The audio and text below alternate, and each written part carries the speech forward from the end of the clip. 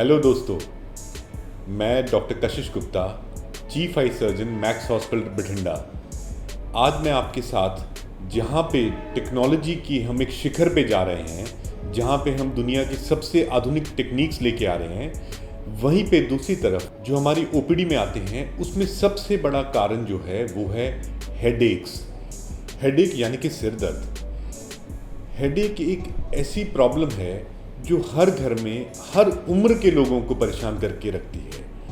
तो रात को अगर किसी के बहुत ज़ोर से सर दर्द होता है तो अगले दिन सुबह में अपने बच्चे को लेके आ जाता है कि डॉक्टर साहब इसका नंबर तो नहीं चेंज हो गया। तो शायद मुझे ये बात परेशान कर रही थी कि मैं इसका कोई हल निकालूं, और आज इसके बारे में मैं आपसे विस्तार में बात करूंगा and I will try to explain you कि इसका कारण क्या है और हमें कब डॉक्टर के पास जाना है और कब हम इसके बिना भी चला सकते हैं अपने घर पे। हेडेक के वैसे तो बहुत सारे कारण हैं, पर जो आंखों के विशेष कारण है उसमें सबसे इम्पॉर्टेंट रीज़न है जब हम अपनी आंखों को लंबे समय तक बिना आराम दिए इस्तेमाल करते हैं। जैसे कि अगर मैं आपको पूरा दिन अपने साथ खड़ा करूंगा और आपको बैठने का मौका नहीं दूंगा तो आपकी टांगें थक जाएंगी, जबकि अगर आप हर आधे घंटे बाद 2 मिनट के लिए बैठ जाएंगे तो आप पूरा दिन खड़े भी रहेंगे और थकेंगे नहीं। इसी तरह हमें अपनी आंखों के साथ भी हर 20 मिनट के बाद 20 सेकंड के लिए कम से कम 20 फुट दूर देखना है ताकि उनको आराम मिलता रहे। इससे आपकी आंखों को भी आराम मिलेगा और आपके सर दर्द नहीं होंगे। इसके साथ साथ जो आपको और चीज़ें देखना है वो देखना है कि जब आपकी आंखें काम कर रही हैं तो उसमें एडिक्वेट लाइट है, यानी कि रोशनी पूरी है जहाँ पे आप देख रहे हैं। ये बहुत ज़रूरी है बिकॉज अगर कम रोशनी होगी तो आपकी आंखों को और ज़्यादा जोर लगाना पड़ेगा। नंबर तीसरे पायदान पे आपको देखना है कि जहाँ आप बैठे हैं उसकी स्क्रीन्स की हाइट कैसी है। वो स्क्रीन हमेशा आपकी आंख के लेवल से थोड़ी सी नीची होनी चाहिए ताकि आपकी जो गर्दन है उसका झुकाव स्क्रीन की तरफ रहे, ना कि आपके गर्दन ऊंची रहे। ये सबसे इम्पॉर्टेंट चीज़ है। इसके बाद जो आपको ध्यान रखना है वो आंखों को बार बार आपने झपकाना है ताकि आप आपकी आंख की नमी को उसके अंदर बचा के रखें, ना कि उस नमी को ड्राई होने दें आंख से, जिसकी आंखों में खराश, आंखों में लालीपन और आंखों में थकावट बढ़ जाने से आपके सिर दर्द शुरू हो जाते हैं। हाँ, अगर आप ये बातें नहीं करेंगे फॉलो तो आपके साथ ये होगा कि आपकी आंखें, आपके सिर के इन भागों में एक मीठा सा दर्द, एक थकावट, एक इरिटेशन, एक आपको गुस्सा रहना, चिड़चिड़ापन रहना, ये आपको पूरा दिन रह सकता है, जिसके लिए आमतौर पे लोग हमारी ओपीडी में आते हैं। पर ऐसा नहीं है कि सर दर्द के कारण सिर्फ यही हो सकता है। आंखों में अगर आपने चश्मा नहीं लगा रहे हैं पर आपका नंबर है तो उसको देखने के लिए आप आंखों पे जोर लगाते हैं, जिसकी वजह से भी आंखें थक जाती हैं और हेडेक हो सकते हैं।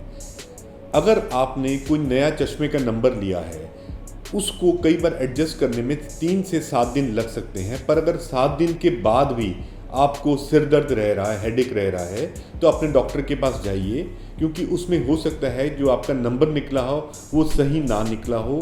जो आपका फ्रेम आपने चूज़ किया है अपनी आंखों के लिए उसका नाप या उसका साइज़ ठीक ना हो।